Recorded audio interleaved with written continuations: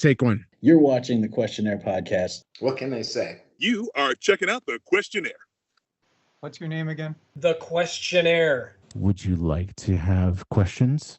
I don't got it. I'm not that guy. Submit yourself. Super fun and entertaining. This is the Questionnaire. Been dark ages before. Yeah, and that's a fact, right? Flat out. But it happens. But this is a quest, ladies and gentlemen. Today, perhaps a bit of a saga, but that's neither here nor there. We'll get to that in just a minute. This is the Questionnaire. I am the Unknown Factor. JUF Clark, man. If you want to look me up, I don't do promo for Jack, though, right? I swear. But that's follow the Unknown's Rebel on Instagram, and we're trying to get that on a whole different level. But that's besides the point. But the man who you can hit up if you want to get on the show, right? As well as one hell of a writer in his own accord, right? Scott Wojak in the house. What's going on? Man, I don't know half the time. Like with the conversation we had before this started, I'm going to throw another comic. At least that one was in a bag and a board. Y'all can't get as mad at me for it because apparently that makes some of y'all mad, even some of the people that really run the show. They're like, you're literally throwing comics. Yeah, I'm throwing comics. It's a book. Enjoy it. If the binding is destroyed and it's falling apart, that means it was well loved and nothing more. And it's what you should do with art, not create it artificially, right? Because as far as I'm concerned, if that's the case, you can get probed. You can get loaded, right? Because certainly it's a dark helm you'll end up wearing in the long run if that's the route you go by, right? But we're going to go by a quest with Jeff McClinchey. How you doing, man? Pretty good. Pleasure to be here. My head hurts from that intro. I don't have a question now. Scott, you go. Well, let's start it out, Jeff. Yeah. I know that you are a teacher. You teach students in the art. Can you dive into it a little bit more for us? Yeah. About 10 years ago, I decided to dip my toes into post-secondary education. I spent most of my life working actually in ad agencies. And someone basically said, "Hey, Jeff, I think you'd be pretty good at doing this." And I pushed down all the fear and realized, oh my gosh, this is like super fun. Teaching basically kids in graphic design at Fanshawe, they lack all the jadedness that we seem to develop at agencies over the years. And I'm a little bit like a vampire.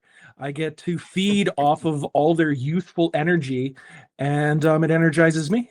So yeah, I teach, like I said, graphic design, but along with that, I teach photography, illustration, cost estimating, tons of things. But yeah, super fun. That's cool. That is a lot of teaching. Now, how any of those students look at you and really want to go to the path you have and perhaps think about pursuing an art or a career in comics and comic art?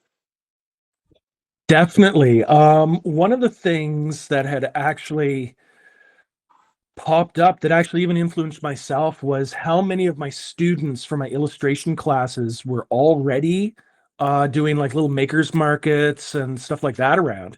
So some of my first shows, I would bump into students already there. And since then, I just recommend it to them because it's a little bit of a gig economy when it comes to artists. Like you got to figure out lots of ways to make money. And honestly, with myself, everything that's kind of going on, people seem to like things that are handmade, things that are made, by humans with all the AI stuff going on, etc. Sorry, I made the jest at the beginning of the show. Lord knows we've had the conversation on this show. Lord knows I'm honestly trying to plan a pan con for a cognitive discussion about it, but it's that's a topic, you know what I mean? That like when you get on, it's typically either people are very pro or very con, and nobody wants to kind of like lie in the middle and have a discussion about it, it seems. Oh, I'll totally go in the middle on it. I see benefits to it. Definitely. Really, the problems with it is we're in the Wild West right now, and it happens with almost any technology that comes out. Wait. I thought it was Stranger Things. Okay. Because you said Wild Wild West. Never mind, man. You didn't catch the reference to the earlier conversation. That isn't even part of the show, I want to point out. So everybody else is like, what is he talking about? Never mind. Go on. Okay, sorry. Basically, what was I going to say? We're in the Wild Wild West. It's Wild Wild West. There's like everything going on. You can do lots of cool things with it, but just plug it in plain and can I swear on this podcast? We tried to keep Larry's need for editing at a minimum because sometimes Mark Bagley comes on and swears too much and he misses one of the F-bombs that he drops on the show. And he's like, man, my bad. And I was like, it's cool, man. It's Mark Bagley. And like, he swears a lot and whatever. It wasn't the first 10 minutes of the video. We're still in the first 10 minutes of the video. Man, can you at least like give my editor a break? Well, no, it's easy. It just kind of gives me a little bit of parameters. But I was just going to say it's crap in, crap out. That if you don't know how to do things properly and you don't know how to fix it and understand how to make good art in the first place, people are just going to put out garbage. And there's so much garbage out there with it. The ways that things are going to be good with AI is when it's like for example, things like Grammarly. Grammarly is basically spell check on steroids. You don't have to have it write something for you, but you can have like a little editor that gives you like recommendations of, hey, you've said I too many times or blah, blah, blah, that kind of thing.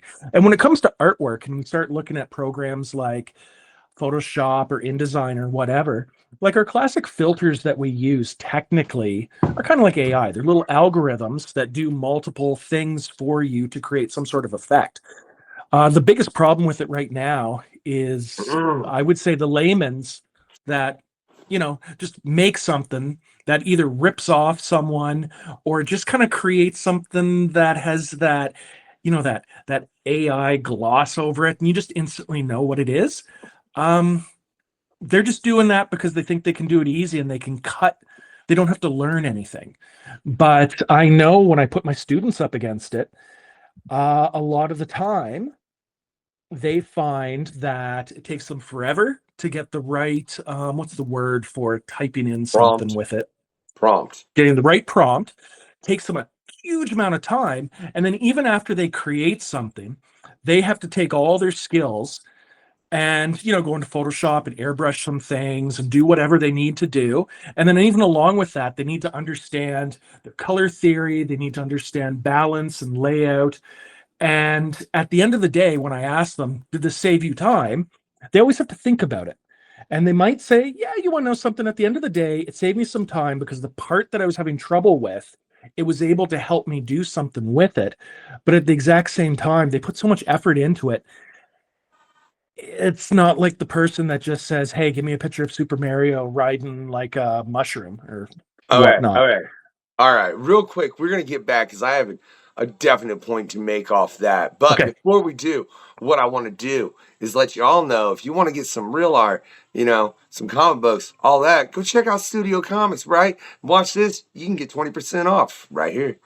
We need to restart this whole commercial because people could probably hear Pokemon in the background. Please check out this amazing promotion that we have prepared with the questionnaire. I'm the unknown factor. This right here is the obscure fragment. Are watching this show?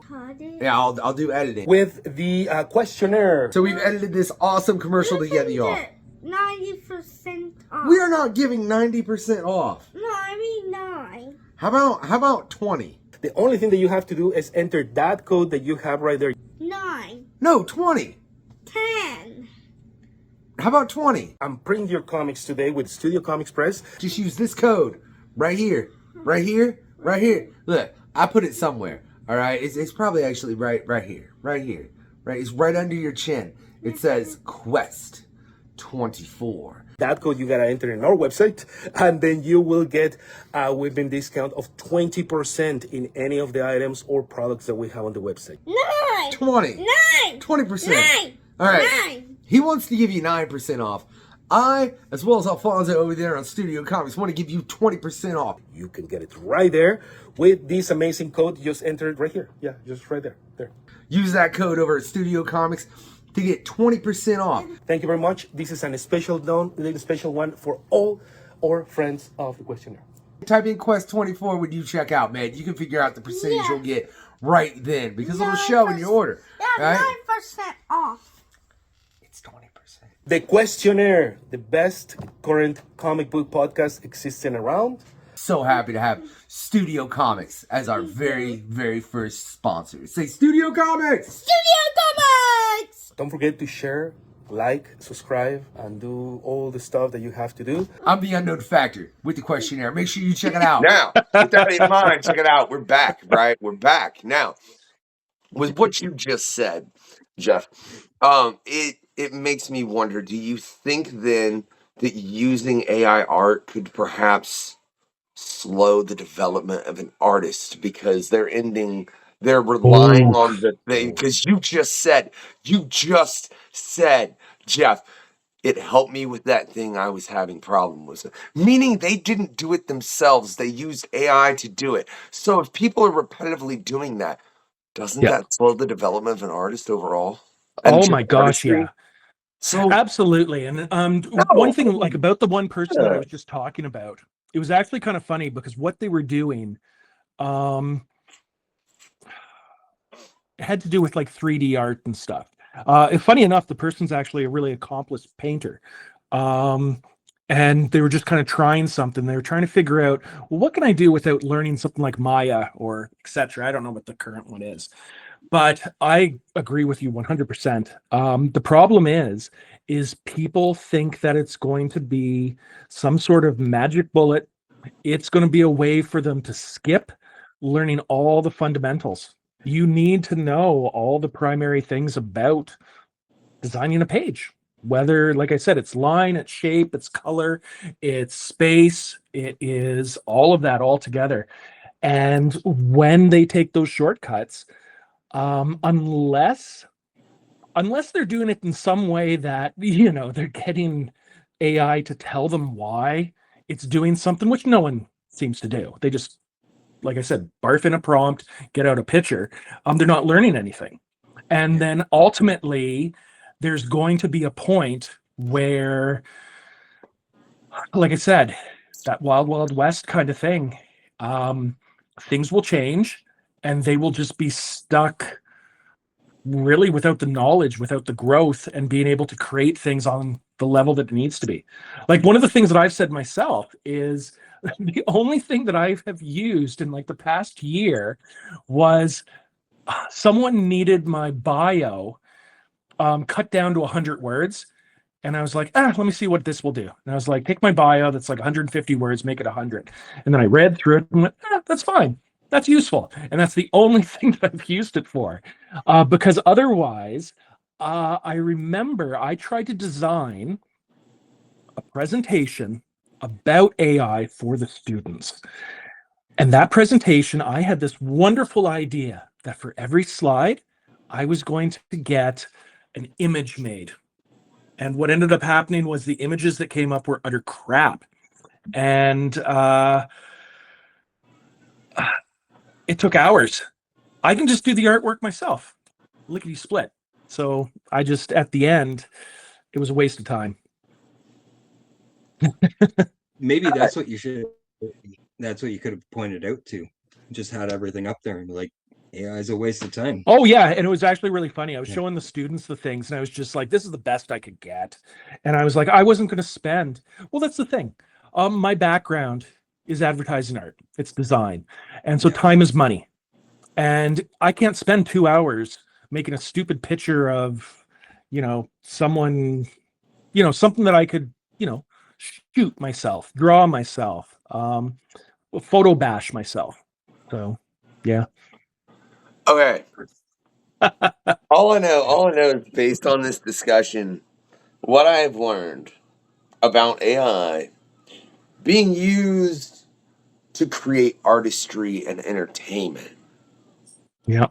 And not just through this discussion, but through many lots of discussions with many great minds on this show.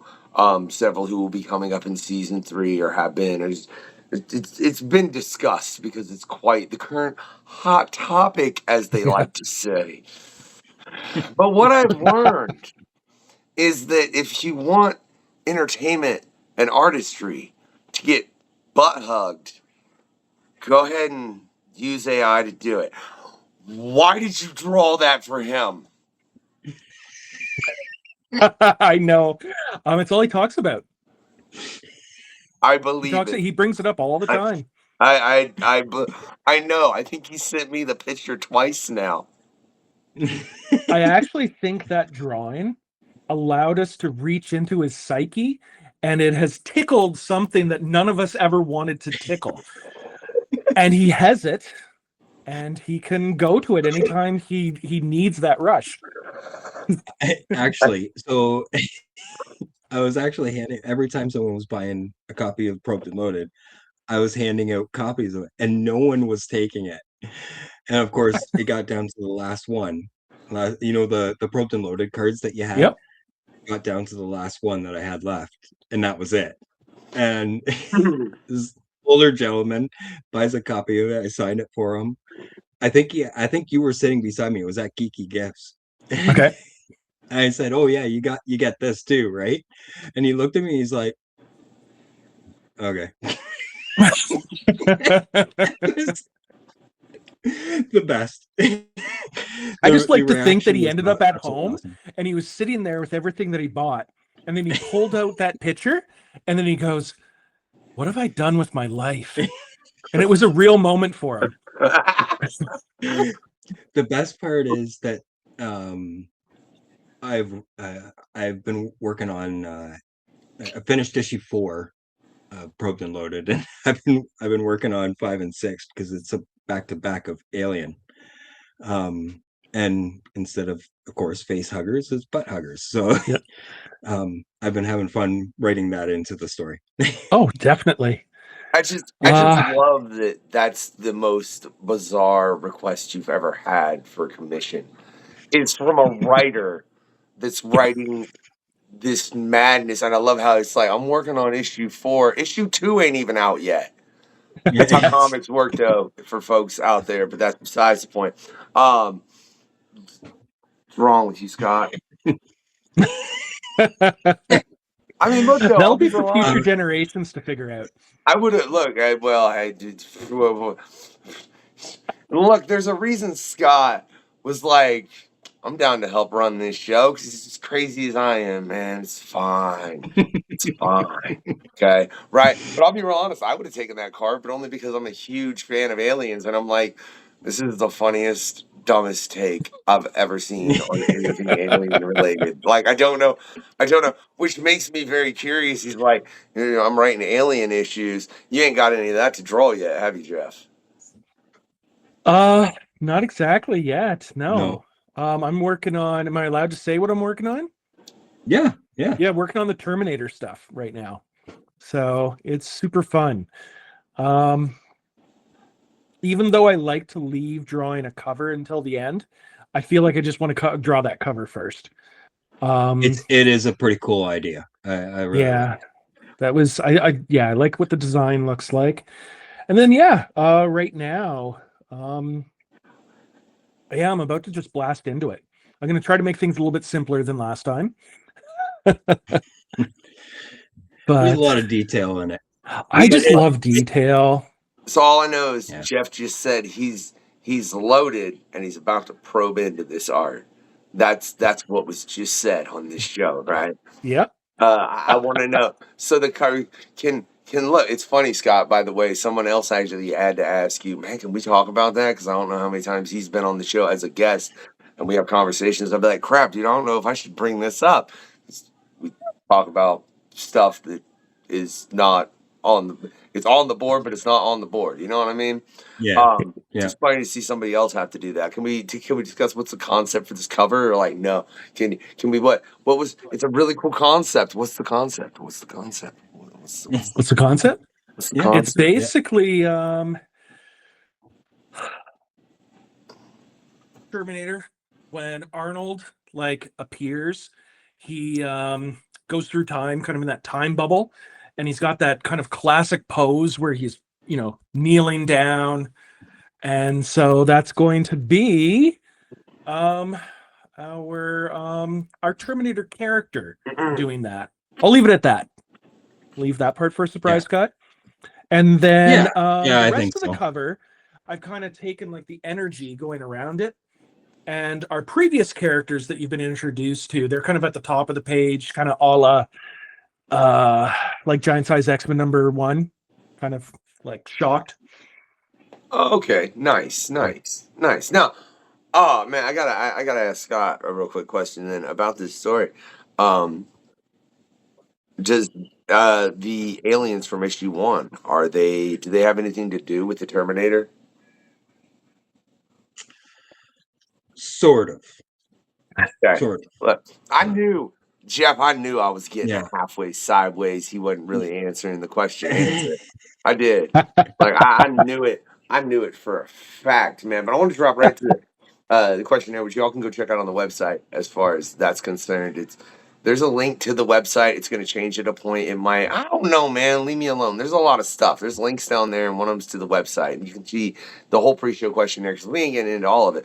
But why would someone have you sign a sword that really didn't even know you? Like, why? What? There has to be more of an explanation for why. And what kind of sword was it, for that matter? I need to know. Was this like a broadsword, a ninjutsu sword, a katana? Like, what?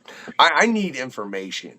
Because this does not make sense to me, and why? What? Huh? It was a huge like Final Fantasy, you know, those blades that are like that thick. It was like a cloud blade? Yeah. Yeah, I guess that's what it is. Yeah. Yep.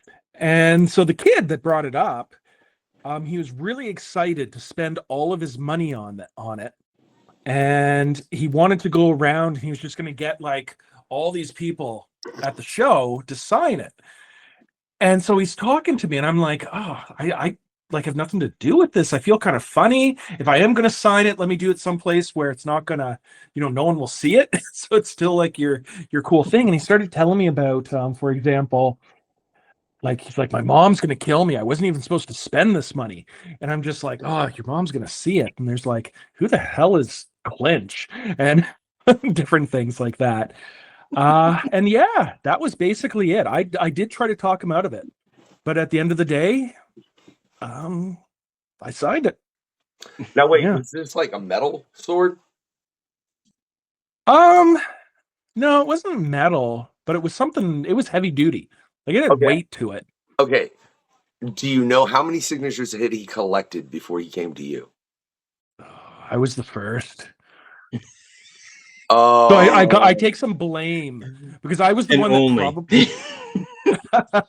No, he did come back around. He was really proud to show me the others, but no one else tried to like kind of hide theirs. So they were just like, right on it. Well, because look, like how old was this kid? 16, 17. Yeah.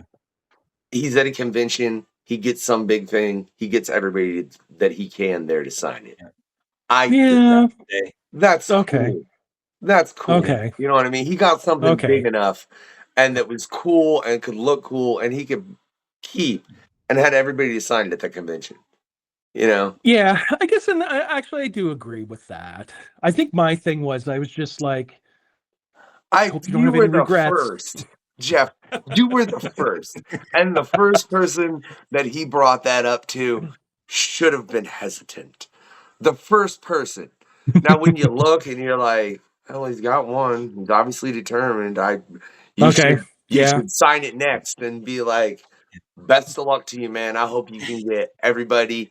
And at that point, I think if you want to see a thing in comic book community, I would have loved to have seen everybody been like, look, there's this kid running around with this giant sword. Everyone needs to sign it. And it should have been a goal for everyone to sign that sword, because then one, it creates huge buzz for the con, because literally this kid came in and he got this thing and boom, everybody signed it. It's cool, it's memorabilia, it's postable, it's something, it's a memory for that kid. That, like, no dude, there are things there about that specific, especially just being 16. Yeah, no, but I understand your hesitation, especially if you were first. I was the first. That individual should be like, dude, are you really sure?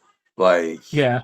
are you Well, it was one of really- those things that, like, I don't always put the dad hat on, but I kind of had the dad hat on at that point. Now, I do have to ask, Scott, did you sign it? Because you were at that show. Which show was it? London Comic-Con. So you and Eric were sharing a table, I think. Yeah, I don't remember a kid coming by with the sword. Maybe you might have been away, so maybe only Eric did. Yeah. But yeah. Eric did. But that I think that Eric kid's did at home, and I think Andrew did. He's using one of those roller pins and pulling up your signature, so you can put nice. it on checks and stuff. Yeah, I got a different signature I put on my checks. Yeah. Why you gotta make it nefarious, man? I was trying to make it all nice and a cool story and this and that. And suddenly you just gotta be like, no, he's committing fraud. Like, Scott, Jesus, what's wrong with you, man? Where my mind goes. All right, come on. That's funny. I mean, you're gonna give me a super terminal psychosensory delusion. I about made Larry job hard, right? I need to know, Jeff, that is the title. Yes. Like, super Is this one- terminal psychosensory delusions. Yes. So I know you're just this drawing it, man, but I need like what? So the name basically just comes from things that I like. There's a little bit of a nod to old Rob Zombie type stuff, etc. But mostly what it is it's my way of doing my own little EC comic where I get to take a whole bunch of concepts that I've had over the years. I'm going to bang them out in about 12-page little stories and just see if people dig them. So a little self-contained. You are writing. Oh, sorry? You are writing. Yep. I'm writing it. Okay. I've already started drawing one of them. And then I'm just kind of I'm actually at the point now that I started to realize, because I want to shift on to the next Probed, and I started realizing, oh, damn, maybe what I have to do just to get these ideas out there and out of my skull is get a few people to, maybe I draw one of them an issue, and then the second one, I get someone else to draw. So you said about 12 pages. Yeah. All right, so you said about 12, sorry, I didn't mean to interrupt you, Scott, but 12 page stories. How many pages per comic? Like, how many are you thinking about? So at least two of them an issue, 2 to 3. Okay. So either 24 or 36 pages of story. And the first one I've got set up with 2 stories right off the bat. I got one, which was an old one called Mark 11, and the second one, which is Terrasomnia. She fights Dreamins. And so right now I don't know that I'm going to draw the second one, which is the Terrasomnia, but I've already started the Mark 11. Did you just say Dreamins? Dreamins. Dreamins. Yep. Dreamins. It's like things come to my head when I say that. And then, honestly, the Shadow King probably comes to my head quicker than anything, because I just read Ultimate Wolverine and the Jeff the Shark with the Shadow creature too. So like I'm that's heavily ingrained in my brain at the moment, just based on what I've very, very recently read. Where did the inspiration for that come from, as far as someone that would fight demons of dream? I would say that came from Buffy the Vampire Slayer and stuff like that. Is basically your late 90s, Supernatural, Buffy, all those types of things where you got kind of like that teenager, post-teenager that gets pulled into something that's a little bit more supernatural, and they're the person standing between darkness and everyone that's going to get wrecked by things like dreamings. I don't know, man, but I've heard so many people on this show bring up those two shows specifically, Buffy the Vampire Slayer and Supernatural. And I like some supernatural stories, I ain't gonna lie. I'm good though as far as on those two, man. I've come to the conclusion. I went like here's where those are as far as tier how up they are, right? You know what I mean? I went like a couple steps down. I went like, Blade, Constantine, Evil Ernie, Ghost Rider, like that's my supernatural, where it's a bit more like, oh, this is screwed up.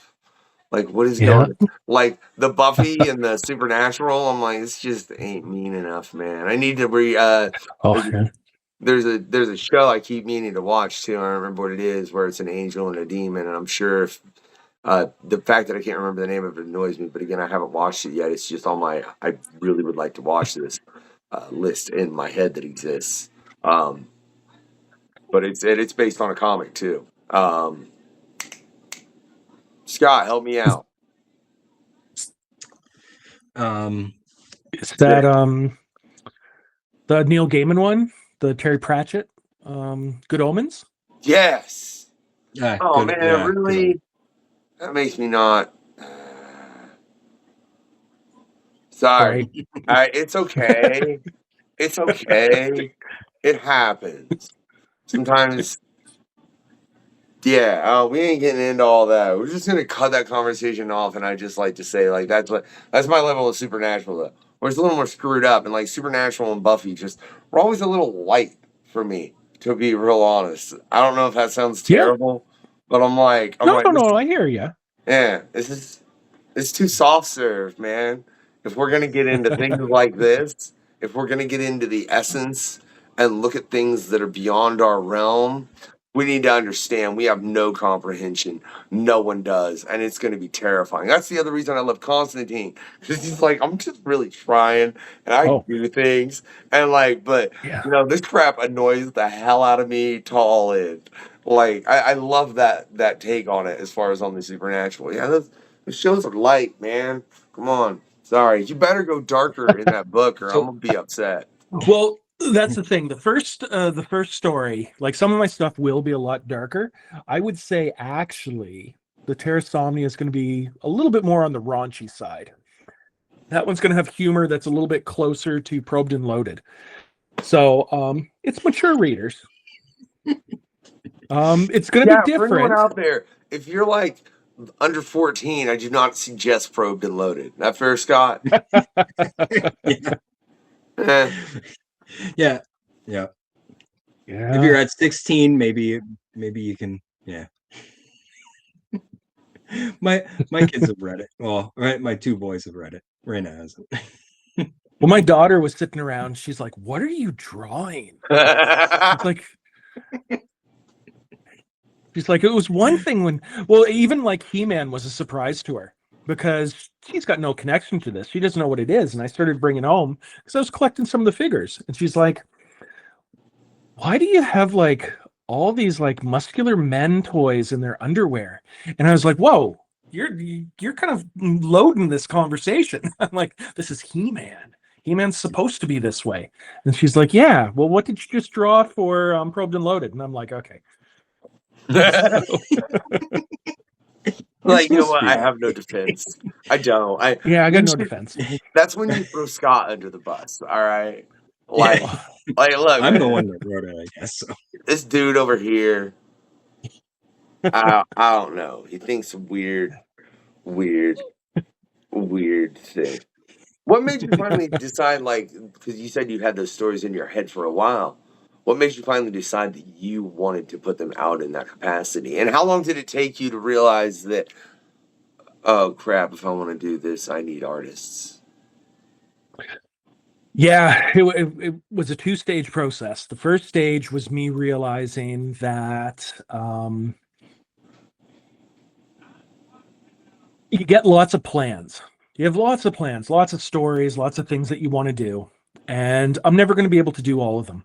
And if I drag my feet too long, I won't do anything. So it was better to basically just say to myself, okay, nothing's going to be this big epic. If I ever want to come back to it, I can come back to it. But I'm going to do a little short story.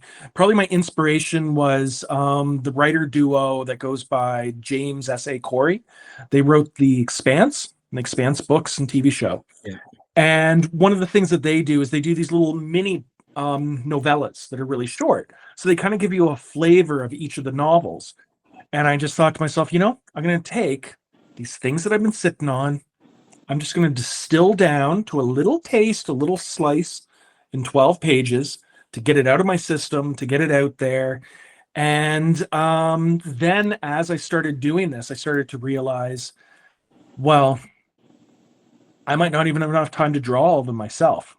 So let's just get it out there. Because to me, the most important thing is creating and making stories. I just want to make things that hopefully someone checks out and they kind of go, hey, I dig that. Yeah. And how many do you have, Jeff? How many do I have? Right now I have technically 11 stories. There was an 11th one that I did an elevator pitch for over the Christmas holidays. And it's my take on something like Fahrenheit 451. And it has to do with it's most, like I said, I'm doing something called Tersomnia. She fights demons. It's going to be raunchy. But this one is actually much more political. So, and I just felt like it was an outlet for me. I was just like, you want to know something? I just want to write this down. And then I started to show it to a couple of people, which I haven't showed it to Scott yet. Yeah. And they're like, oh, you need to make this. And then at that point, I realized, well, I'm not going to have time to draw this. And it's kind of timely. So I've been speaking to an artist here in town. And I think she's going to draw it. But I don't want to drop her name or anything in case she changes her mind. But she is a talent. And it's not who you're thinking, Scott. It's actually someone else. But yeah. So yeah, I got about 11 of them. Long story short. Have you ever thought about doing like a Kickstarter with it and having it as an anthology?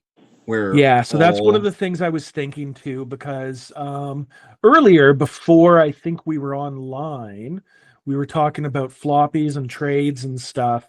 And to be honest, I just like a big old thick book. That's what I like personally. And one of the things is,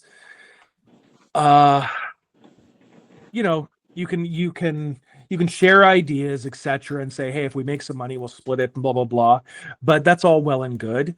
But if I want to get enough people on board to do it, it might take something like a Kickstarter to say, okay, this is how we'll get the funding, and this is my money to pay you, and then we'll make this sucker. So I have been thinking that, because it's not it's a good idea. Especially especially with all the stories that you have. I think that'd be a lot of fun to, you build this overarching large graphic novel and have, like you said, 11 stories inside that you wrote, one that you drew, and then everyone else, you kind of have different artwork. It showcases their work, it showcases your work. I would definitely agree with that. And just to be clear, I was the one that was complaining about floppies earlier, even though I just and you know what? If y'all got a problem with that, look, I'll keep throwing comics. I'll throw comics on this show every time there is a show. All right, I'll throw graphic novels.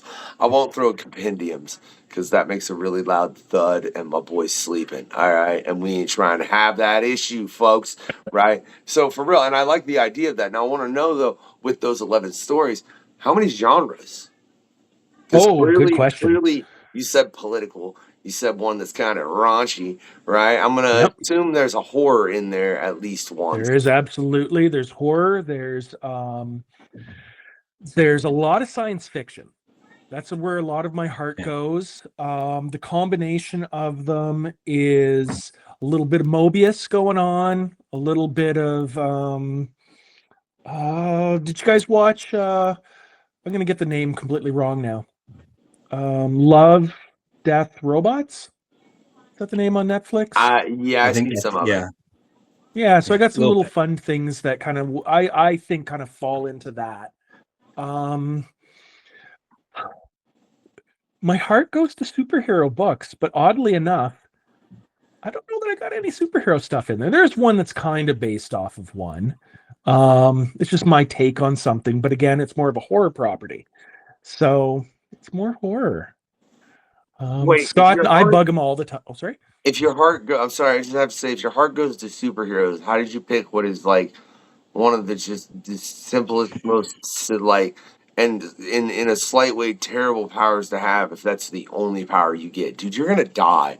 I know you chose Archie as the world to go to. Great, you're right. As a bystander, you're not gonna die. But you want to fly in the world we live in? You just want to learn to fly? You're gonna die, man, if that's the only power you have. It's Yeah. one power. It's a one trick pony, man. I wasn't offering the flight and the ability to deal with it. I love how nobody thinks about that. Like, you're gonna get ate by a plane, and I think it's friggin' wrong with you, man. Who's trying to get ate by planes over here? I swear on my life.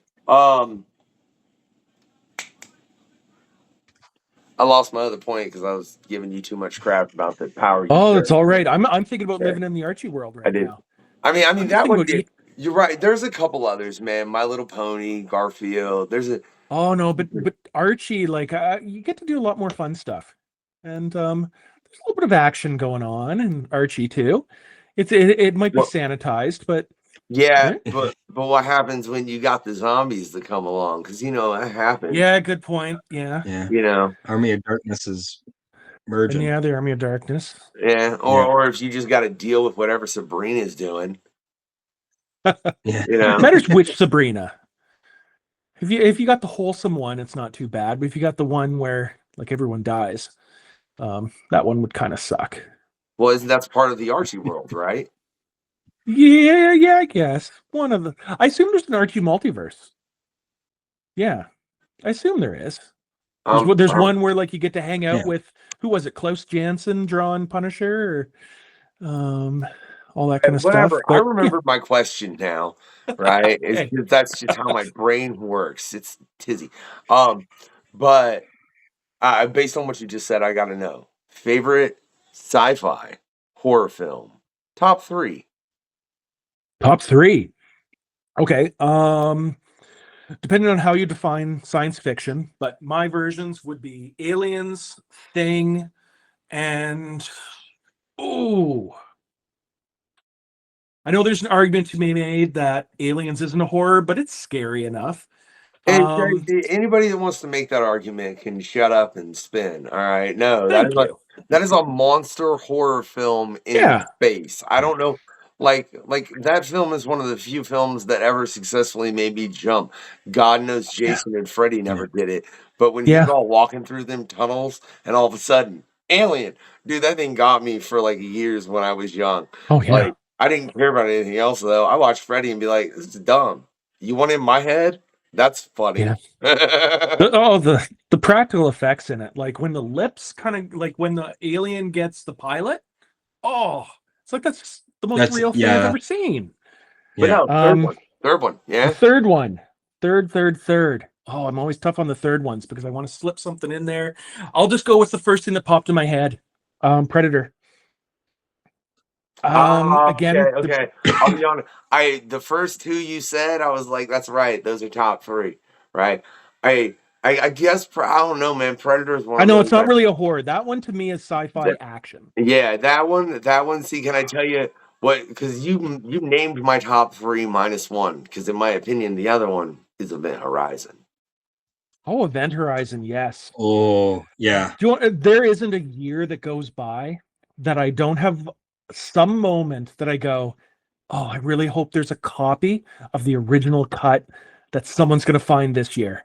Because there's There's the initial cut that has like 45 more minutes, but it was deemed just too intense by the studio. So after screening a bunch of screenings with it, they recut it down, and then the version that we know is the one that was fully released. And a lot of people say that most of the copies are gone, but stuff pops up. Someone has, some reels in their garage or whatever. Every year, there's at least one point, and this is my point right now, of hoping that 2026 is the year that someone finds it. Did you say 45 more minutes? Oh, it's like a lot. Yeah, it's a huge amount. It's I might even be underestimating. Someone please go find that this year. Yeah. No kidding. I want to, because I mean, those are my top 3, and that's because actually that's I know that I already said Predator, but for horror sci-fi, Event Horizon. Yeah. You're 100% correct. And and now that you tell me there's a version that was deemed like, dude, this is too much, and it's over 45 minutes longer, and then it's that, like, I want to see, like, because that film is screwy as it is. That film is one of the biggest sections that was cut down was the scene where they see everything that was going on the original ship, when it's all the like demonic type stuff. It was way more hardcore than anything we saw. It's gotta be out there. Yeah.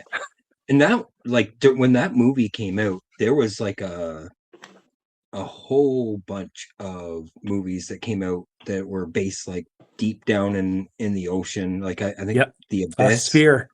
Oh, those Sphere. ones. Yeah, Sphere, Abyss, Leviathan, Deep Star 6. Deep Star 6. Yeah, that's what I was trying to think of. Yeah. There was a batch of them in about 5 or 6 years that. Oh yeah, fantastic. Wait, Scott. Event Horizon is in space. Yeah, but it has the same feel. Okay. I just wanted to make sure. Okay. Yeah. Totally. I just wanted to make sure, because you suddenly threw water in, and I didn't know where. Yeah. Scott, I thought you were just going for Sphere, because Sphere was closer to the same time. Sorry, I almost dropped my drink. But but studio interference. Hey, look, man, it's just funny because you're sitting there like, I hope we get this, and all I know is apparently they're doing Coyote versus Acme is actually coming out, because it is, yeah. And look, I can't tell you how happy I am about that, because I've watched some Looney Tunes with my boy, and I'm like, I want to take him to that. You're telling me the Coyote's going to sue Acme? That's hilarious, right? Yeah. But you would think the studio would want to release that at some point. I mean, because I'd like to think. Yeah, it's such a weird situation, because there's lots of people that have seen it. They have it. When you they have it. Yeah, they have it. But like they had done screenings with, like Hollywood insiders, etc., actors, different people. And once like they pop up and they'll be like, "Oh yeah, I watched it. It was hilarious." The studio, from what I know, this was almost one of those situations that they just wanted to make it like an insurance write-off. So they just get the money back, which is ridiculous. Yeah. Like they did with Batgirl. With Batgirl. Man, when I said they have it, I meant the cut of Event Horizon. And then you said, you said there people had seen it and they said it was hilarious. I'm like, you telling me an actor watched Event Horizon and said it was hilarious? I don't ever want to hang out with that person. Yeah. Like, I don't ever want to hang out with that person ever in my life. Anyone that watches, like, if there are certain films that if you watch them and enjoy them viscerally, I don't want to hang out with you. And Event Horizon, you can enjoy it as a film. It is a great psychological, in depth. There's a lot there, and I think you can enjoy it. If you enjoy it viscerally, I'm good, man. You can go that way. Yeah. Like I was just watching. I was just watching something and they were talking about just some of the scariest movies. And one of the ones that was brought up was Hereditary. And they're saying how Hereditary is one of those films that it's hard for people to say that they enjoyed it. They'll say it was scary, they endured it, but it's not something you just like go back to. And yeah, the person that watches one of those and says, I remember when this happened, it was hilarious. That just is, yeah. You make me I don't want to even make want to bring up the Probed film and I Loaded. brought up. You know what film I'm thinking of right now, Scott? Because I know you've heard me bring it up at a point, but I don't even want to, man. I don't. No, yeah. I don't want to. We can talk about that after the show, or y'all can go and watch a ton of quests and figure out what I'm talking about, man. It ain't getting that black on this quest, Scott. But let's look. I'll be real honest, Jeff. I didn't get a chance to read that, and I hate reading digitally, which Scott can attest to. Yeah, see, if I had it like that, I'd have read it. But you know what it costs to ship from Canada to America? I do, because there's some dope individuals that have sent some really cool stuff. You can see some of it in the background, as a matter of fact. Right? So is that a Mike Ruth behind you? That, yes. Yeah. I love Mike. Oh, Mike's a great guy. Yeah, I knew I recognized it. Yeah, no, that he drew that live on the show, as well as actually a number of other things. There's a number of episodes you guys can go back and check. A number of great artists draw, and I'm gonna get Jeff to do it one day, and then tell him to ship it to my house. He just don't know yet. Absolutely. So I want to point something out as I had read this once before. I have two copies of these. One, a cover that you did, and I think a cover that that Scott did. Yep. If I remember correctly. So the second time reading it tonight, I found something. I was like, I need to put that in my book. In all of my books. Is this. Yeah. I love this. Buy more comics. Yeah. You know, that's kind of a little bit of a nod to the kayfabe. Yeah, it literally says discover new worlds filled with spacemen, aliens, so on and so on. It's perfect because it's so true. People need to buy more comics and actually read them. Yeah. So I've got family, friends and family that buy books from me. Yeah. But I know that they've not read them. Yeah. And it's funny because the reaction that I give them, I'm like, read it. Yeah. Right? Like that I wrote it for you to read.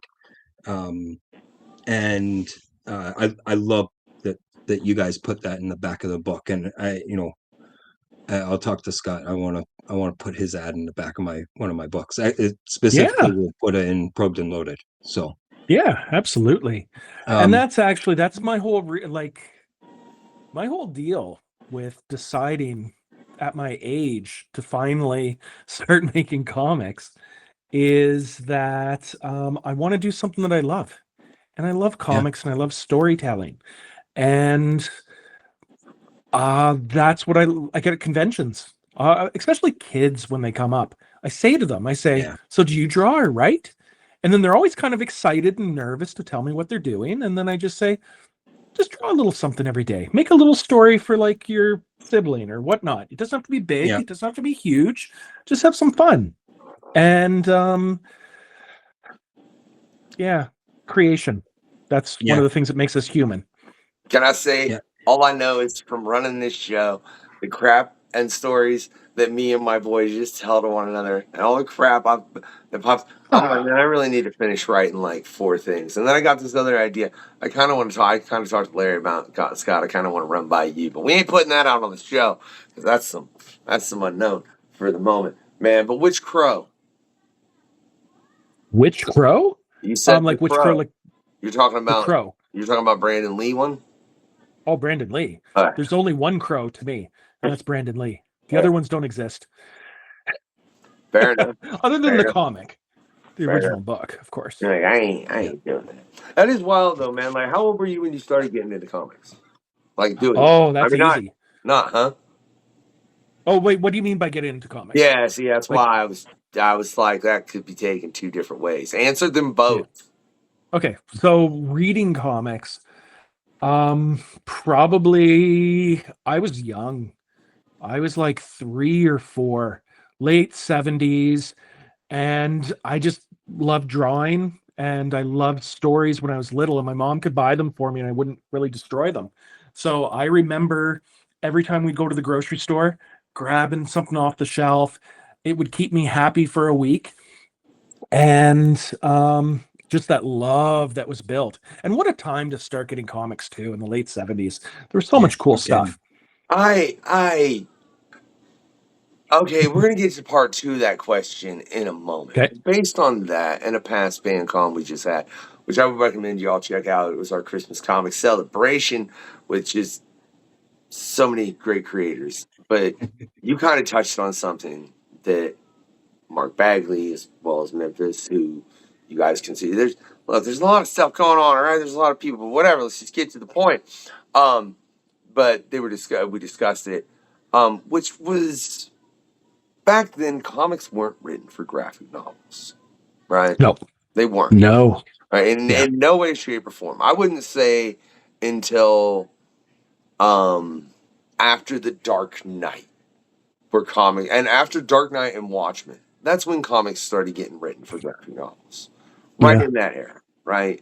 Previous to that, they weren't. It was and this is really exactly what Mark Bagley said. The point was to have an issue a month, 12 issues a year. That's what you did. You put it out, and you just that was the thing, right? Yeah. That was exactly what the thing was.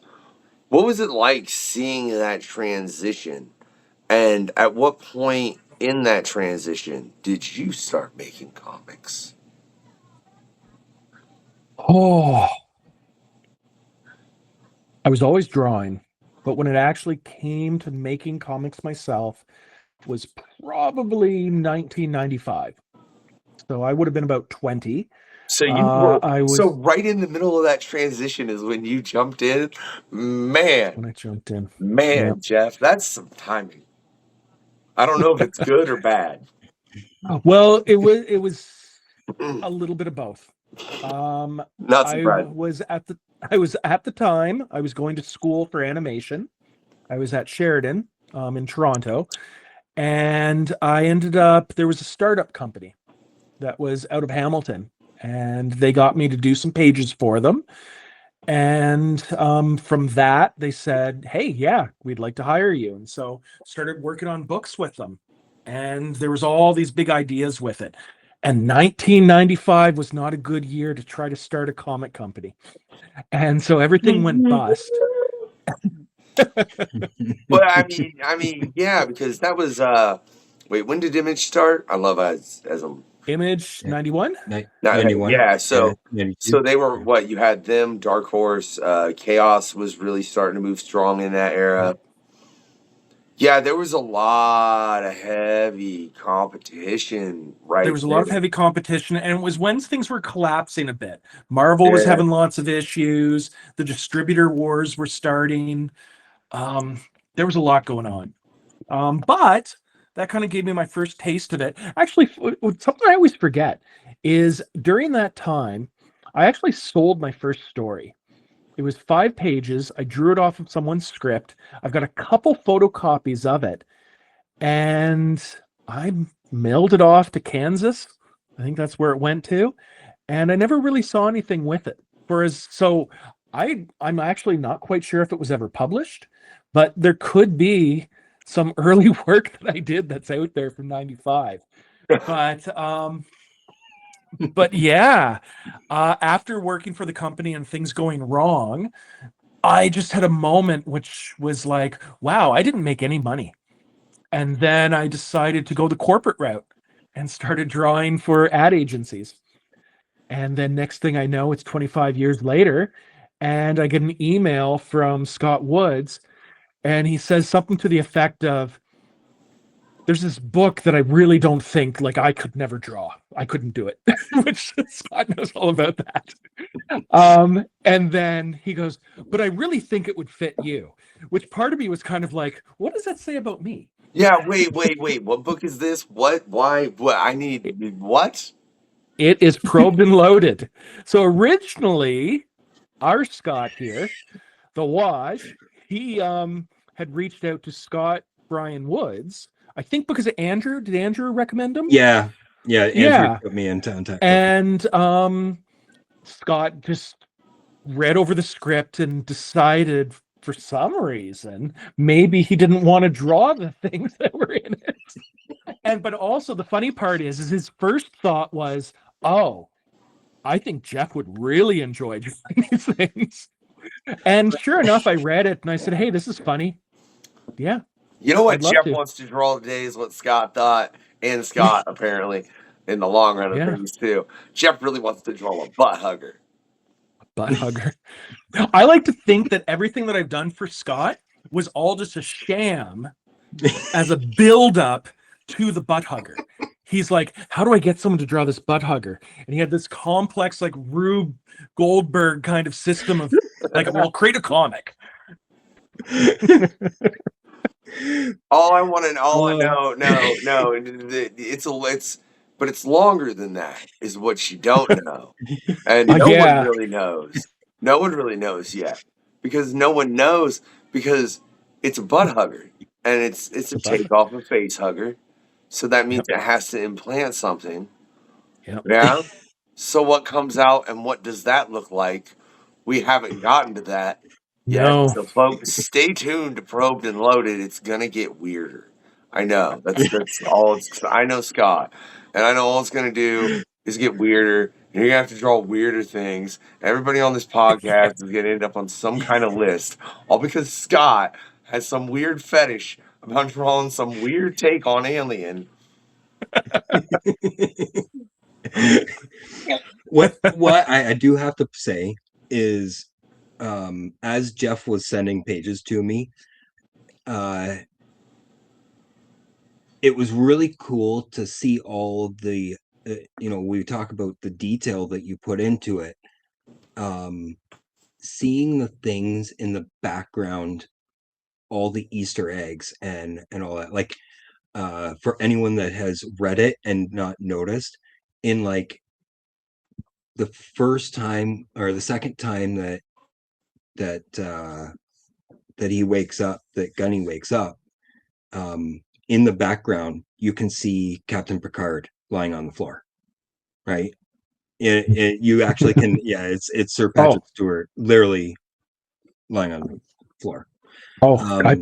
And now you just got a cease and desist from Sir Patrick Stewart's estate.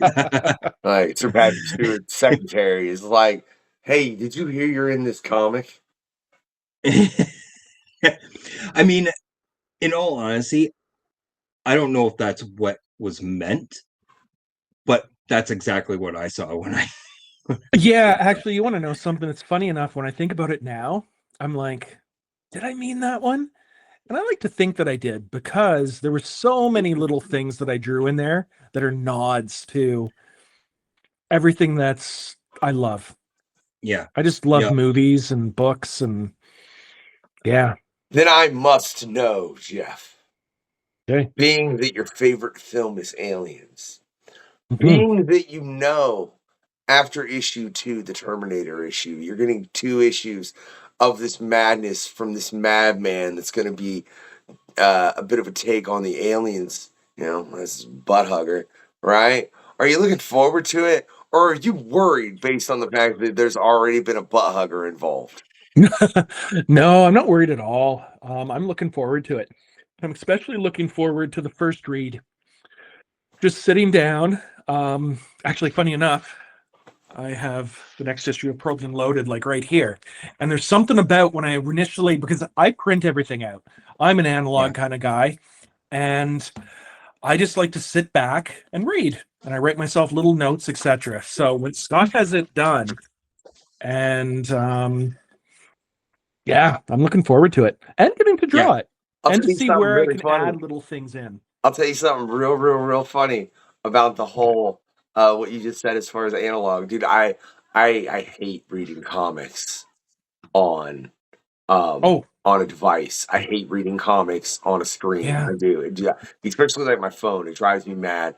And sometimes I do for the sake of the show real quick. And there are times but look, and Scott sent me scripts before right? I'd rather read a script on my phone for a comic than the comic. I just want to point that out because I feel like I can appreciate the story more. And if I can't see the art, it annoys the crap out of me. And that's all. Yeah. That's all I'm saying. Yeah. I gotta throw that out there because I love that you do literally have to print them out and take notes. So I think that's good because I think in putting notes in there, it would really help. How often do you like when you know he's setting it up with like a Terminator story and you know the alien story is coming up? Like, did you watch Terminator before you really start? Okay, do you intend to go and watch the Alien series? Are you gonna watch it? Definitely. Oh yeah, I'll probably watch almost everything. I don't know if I'm not the biggest fan of Requiem, the second AVP, but I'll watch probably most everything else. Look, again, both those movies were terrible. They had the proper story right in front of their face in a book, in a comic. I literally no, I've had Mark Verheiden on the show. Yeah. Okay? Oh, you have.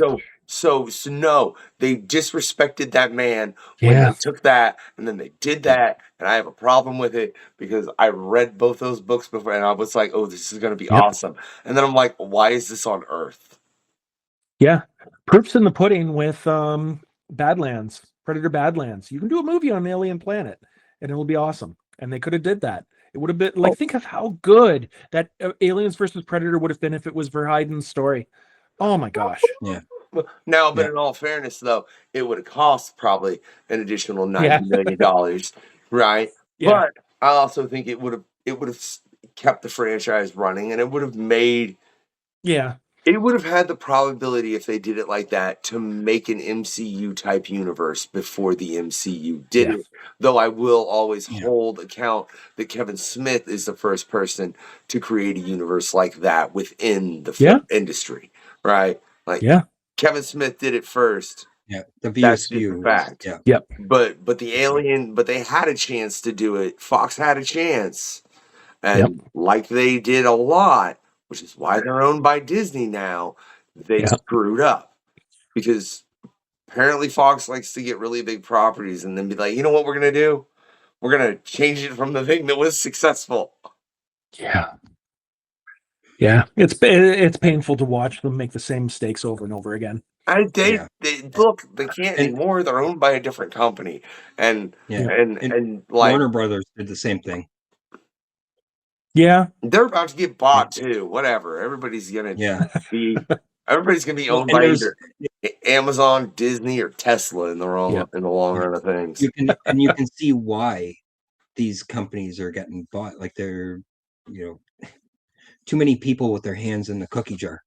Yeah. And, you have someone make something good and then they're like, well, great example, Batgirl, we don't know whether it was going to be good or not. What Acme? I mean, everyone says that it's great, but they don't want to put it out. Like, that's, part of me is just like, we got a little bit more Michael Keaton, and supposedly that we'll never Flash see it. movie and them casting him as the Flash wasn't worth it.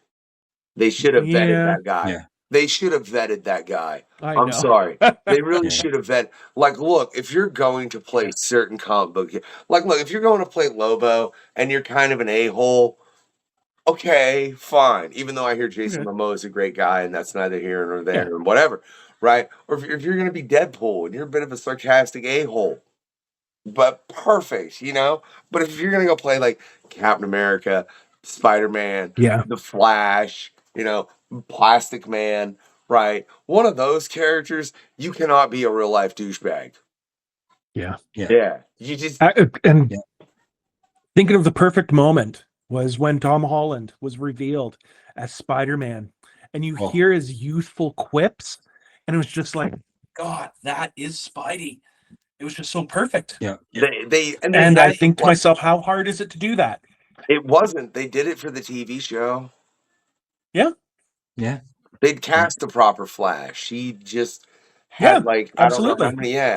Greg Gustafson. Yeah, he was that dude was and Chad we got Damien Potier will actually be coming back on the show here in not too long. I got to get him out some dates. He's actually played Goldface in The Flash, and you can check him out on a couple past quests too. Great guy. But yeah, they had the proper Flash cast, man. I don't know. They made my head hurt. And the fact that they never used it for that Flash movie when they had all the other iterations of Superman and Batman, and like, really? Yeah. Like, you literally had it in your hands. You could have used, but that's, again, like I said, it's someone else's hands are all over it, and they're saying no. No. So you just do the proper reshoots, and you're like, look, and you look at Ezra Miller, yeah, and you're like, look, dude, you're the bad guy in this film now. And then you get Grant Gustafson and be like, look, man, you're gonna come in through the Speed Force and blah blah blah, and you're gonna deal with this crap like a proper Flash, okay? Like, it would have made like, if at some point that would have happened in that film, I think people would have been like, oh well, he got beat up in the film at least. I think that film would have gotten a better chance at being successful. Oh, definitely. Yeah. 100%. No one they paid Michael Keaton to do that. Yeah. And like, to think what and is it Garth?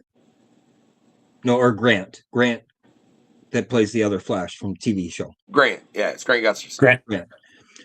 Imagine what his character can do, like his acting in that, with a studio that's putting, $300 million into a movie. Like, it might change his acting career completely.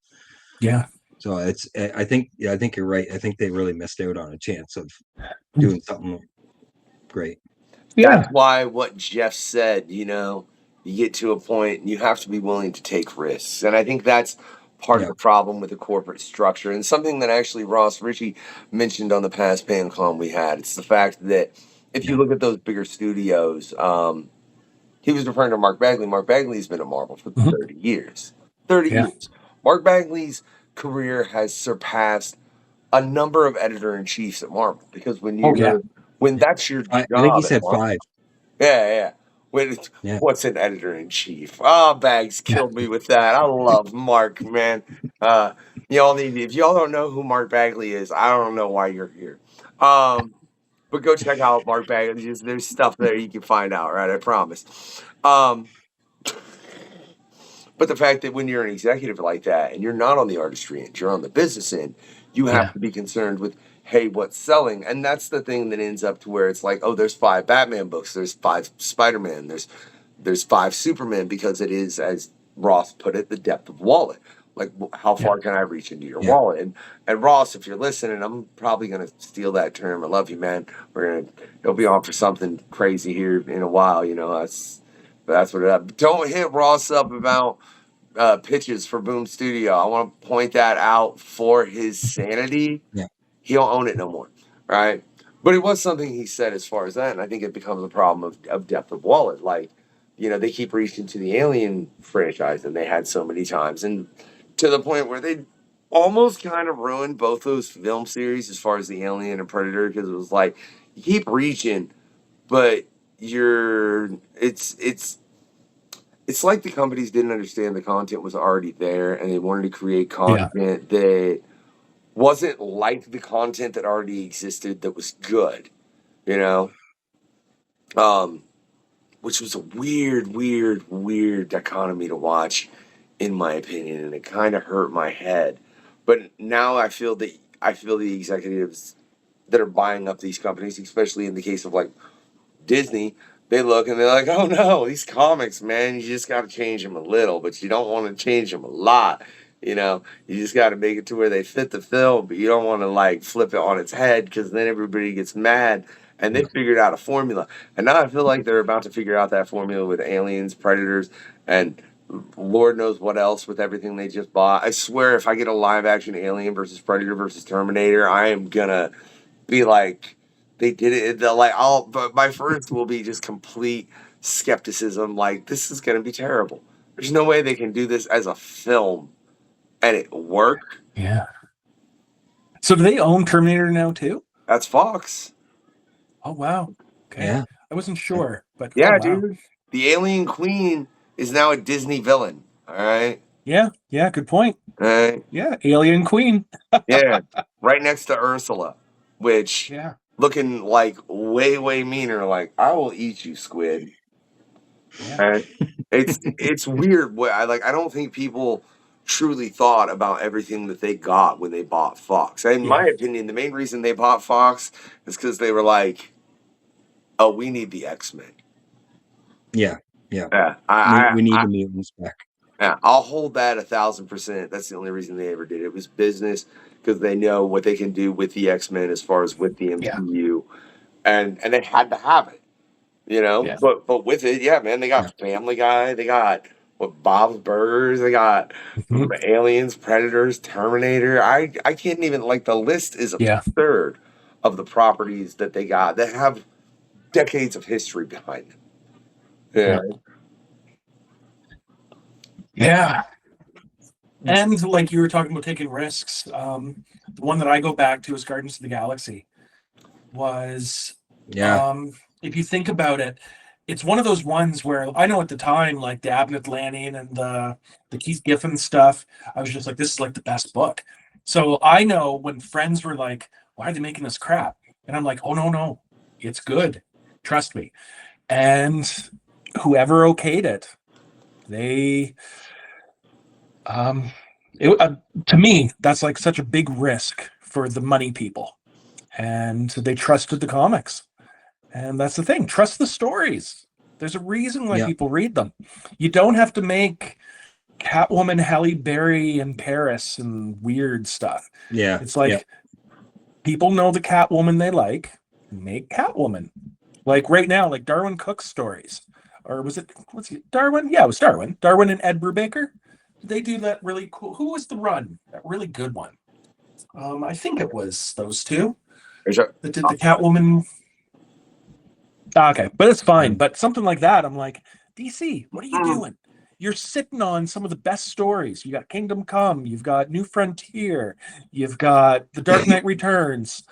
Oh my god, dude! If they did Kingdom Come, I don't know. I don't like that. Would be. Haven't they done that as an animated? I think it's coming out. Yeah. They have done it. Okay, I think so. I thought I'd either heard or because I feel like at least they should do it animated because I know when they did the Flashpoint animated, I was in the Dark Justice League. Some of their animated stuff. I feel like when DC on their side of things, they do their animated stuff way better than they do their live action. Yeah, Marvel absolutely. and vice versa. Oh yeah. Yeah, Marvel, it's vice versa. Because I'm like, you did this whole Marvel Zombies thing. You made it its own universe. Why didn't you just do the comic? Look at. I really enjoyed What If. Huh? Well, I enjoyed the What If just because I know it's going to connect to what's going on, right? I like the idea of What If a lot because you can technically do anything you want, but I know with the What If they kind of took a single story, really, that they want to do to bring the characters together. But yeah, like Elseworlds, What If, like a Red Sun movie. Oh, there's so many cool things you could do.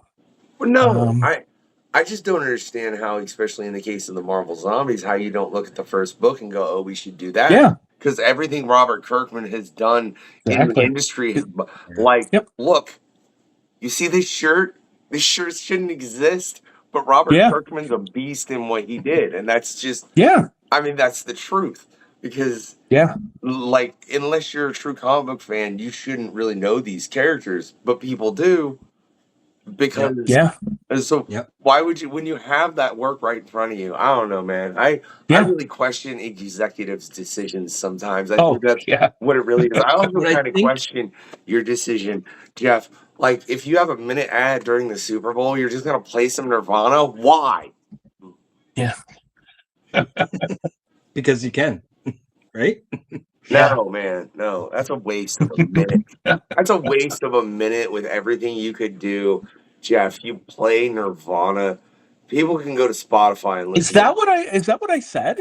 Yeah. I don't actually remember. I don't know if I was heavily drinking because I don't know why I said that. It's not that I have anything against Nirvana. I like them, but I don't know why I picked that. No, Huh. why would that not? No, you said if Did I you give were any given explanation? Anything more than just You Nirvana? said if you were given a 1 minute slot for the Super Bowl, For the Super Bowl. that you would play Tourette's by Nirvana. Oh! Yeah, okay. Now I see what I was doing. Okay, Tourette's. What? Yeah, Why? I just wanted to mess with people. I'm just sick and tired of everyone complaining about, like, oh, I hate this person, I hate that. I'm just going to give you some loud noise. And the people that are Gen X, that are a little bit older, they'll enjoy it. But everyone else can just, I don't know, suck it. It was the Tourette's part. Okay, now I understand why I picked it. And it's 1 minute long. I think it's a 1 minute song. So you get the whole thing, whole meal deal. That's such a waste of an opportunity, Jeff. There's so Well, I many could have other- gone really political with it, but I decided to go fun. You could show like the quick sketch of the Butthugger. The options that the Butthugger opens up, and you can take that as a euphemism too. God. Yeah. Look, no, if we're gonna go that route and you have a minute, you might as well show the Butthugger attached to someone. Yeah. Like animation style, just right. I'm not. Listen, I do want to bring up Black Helm. Yeah. I want to jump into this there, Jeff, because you didn't do the artwork. No. You wrote it. I wrote it. So,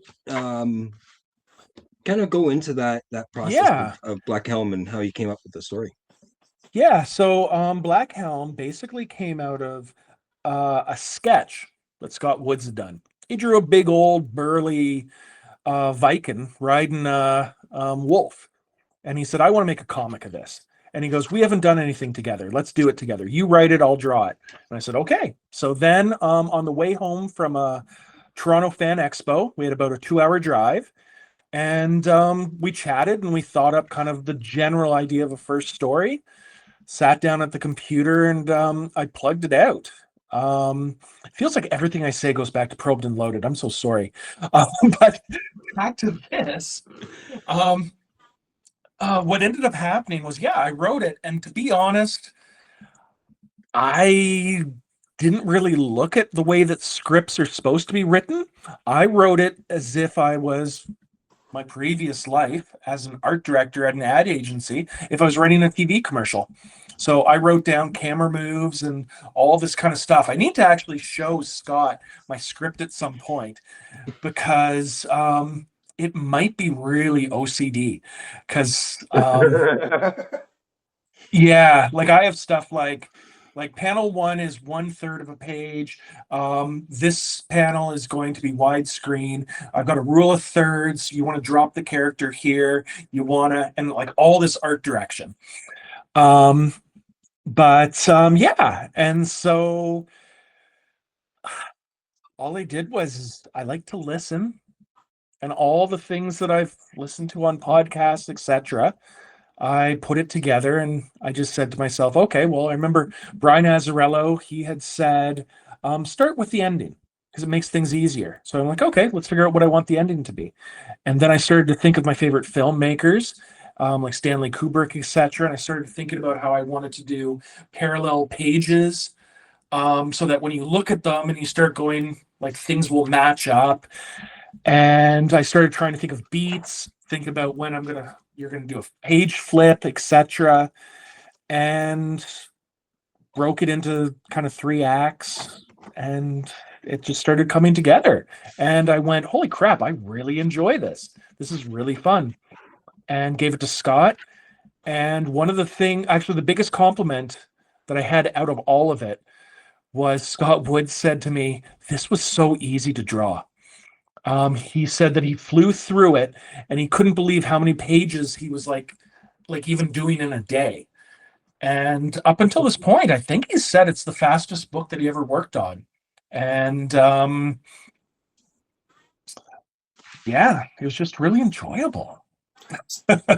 Well, that's interesting. And I know I've seen and read a number of comic book scripts and how they can be written. As far as the level of art direction that's given. Sometimes it's more led to the artist. Sometimes it's the fact that, the artist and the writer have worked together for 10 years. So there's not a lot because they've worked together for 10 years. You know what I mean? It just varies in that regard. So, wondering, you as an artist, what do you prefer? Would you prefer it to be loose, or do you want it to be a little OCD like the script you wrote? That's your words, not mine, so you can't say anything against me for saying that. I would say I like the OCD. Like I said, I come from the world of advertising. I've worked on some TV commercials, I've worked on different things, and you cover your butt on early stages so that when you get to your final, no one says, whoa, this isn't what I was expecting. And it's funny, like, even though I say that it is OCD, I feel like it's OCD when it comes to like layout and positioning and stuff. When it came to like what the character looks like, or if they're set dressing or anything like that, it was almost like I didn't really care. Unless it has something that is very important to the actual story moving forward. I wasn't really like, there was only a couple of things. Like, I know when Scott would show me a couple of pages, I remember there was one point where I went, ooh, I know that you changed this, but you need to have this character here. Otherwise, what happens in 2 pages doesn't make sense. And then he had already read the script, but you forget things. And then he looked and he's like, oh crap, you're absolutely right. But it was less about, it was more like I was a cinematographer and like all of that. And I'm saying, this is the way that we're going to kind of balance things. This is the rhythm, so that we kind of go with a nice long establishing shot, which is then going to move into a medium shot. When we get into the conversation, we're going to have a couple close-ups going back and forth. We want to stay with a nice 180 with the characters. Yeah, it was all kind of like, and everyone keeps telling me that you can't write a comic book like you can write a TV show or something like that. But part of me is like, well, we did it. And yet, no. I would completely disagree, because literally, Olivia Briggs, who scheduling sometimes is a pain with everybody. And that's all I'm going to say. But she will be coming back in season 3. I am going to figure it out, because I love Olivia. Great work she's putting out. But something she's doing right now is talking about converting comics into scripts, or comics into TV show, as far as that, and making it to where you can use that as a get off point to where you already have a property. So no, I think people don't. That makes no sense to me, man. I think you can totally write a comic as you would a script for a TV show, and I say this specifically because the Daredevil run, Guardian by Kevin Smith. But he was literally told, he was like, I don't know how to write a comic script, and he was like, just write how you write, and that's what he did, and that's how that comic came to be. Yeah. So no, I don't think anybody that's telling you in any way, shape, or form that you can't write a comic like you can a show, your artist doesn't know how to interpret a script properly, and that's all I would say. And I might get in trouble for what I just said. Either that, or y'all just don't communicate with English properly, because I think words is important. There's a hold a place in the societies that we got to use them. Yeah, and Jesus, what is wrong with people? That's a weird interpretation. Yeah, because if comics didn't work as scripts in TV shows, just in script form, you wouldn't have all the freaking shows that you do, man. So you can fully write it just like a TV script. I bet if you could have every comic script that was ever written, which I don't want, I want to point out, because I don't have a warehouse the size of every one of Amazon's, because it's probably what you damn well need if you wanted all of them. I bet a good 20% of them are written like movie scripts. That's what I would Deadliest guess. Bouquet. Sorry? Deadliest Bouquet. Deadliest Bouquet. I don't know That's that. the one you know what I'm talking about. Well, that's wait, the one but have you seen her script for that? I haven't. No, I just meant that's a TV show I want. Oh. No, Bouquet. you could do Deadliest Bouquet. That is, I mean, you could do it as a TV show. I feel like you could do it as an hour and a half, 2 hour Movie. movie, like a little crime thriller, and it would. Shout out to Eric Schultz. Yeah, no, Deadliest Bouquet would what do you got? I can't see that. All right, so this is the interior Scott Woods artwork for Black Helm. And this is like phenomenal work. So rude, man. Always got it. Scott, did you cover everything? What's that? Did you cover everything?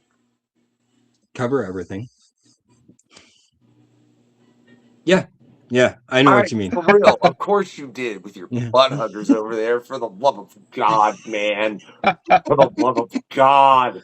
What is wrong with you? For real. But hey, Jeff, man, it's been a pleasure. Look, for anyone that wants to check out more Jeff's work, there are links in the description below. You can check the website. You can check. There's a lot of links. If you want to check them, check them. If you don't.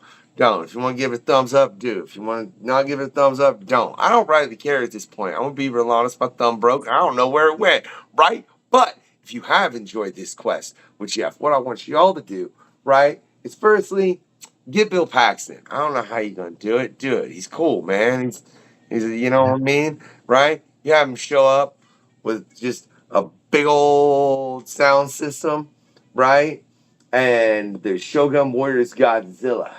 Right? Riding Medusa with pizza from every pizza joint. We're only doing like the chains, man. We're not getting you so all the pizza chains, one pizza from all of them to sit and chill with Jeff and wait and have a payday while they eat the pizza because they got paydays for dessert, right? Yes. Right. But they haven't paid it. Now, if for some reason you haven't enjoyed this quest, man, why are you here? Don't be hate watching things. Ain't nobody got time for that. I mean, apparently you got time for that, but if you got time for that and you hung around this long and Jeff is rightly annoyed the crap out of you, what I want you to do, right, is, man, I mean, I guess you just summoning demons because Jeff went all basic because he watches Supernatural, Buffy. So he just said demon, right? Demons. No, I'm going to make it worse. You get to go Gotham. I know you've seen Dogma. Yeah. So you get to go Gotham, right? Headed your way, right? Playing These Days Are Old by Spooky Reuben, right? Oh. Just for some reason that you cannot understand, all of his fingers are shaped like 7. And now he's going to find out if you make it to heaven. But again, that's only if you didn't enjoy this quest with Jeff. Besides that, man, like I said, I don't care about that thumbs up. So just do 2 things. Just 2 of them. No, let's make it 3 still. All right? 3. Man, just try to be kind. Be nice. Be considerate to people. You know? Everybody, take into consideration that guy that did something might be having a bad day about something else before you say something. Right? Right? And always get your comic on and have a good night, y'all.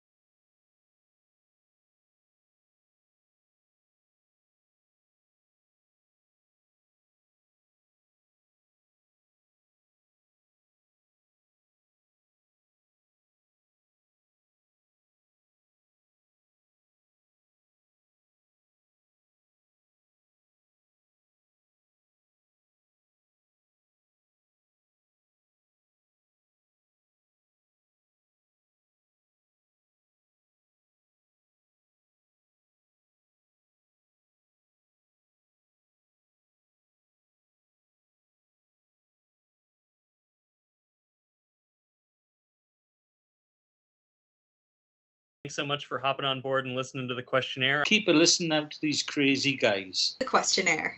I missed something. like and subscribe. You're drunk. Go home. Thanks for checking out the questionnaire. Don't have a good day. Have a great day.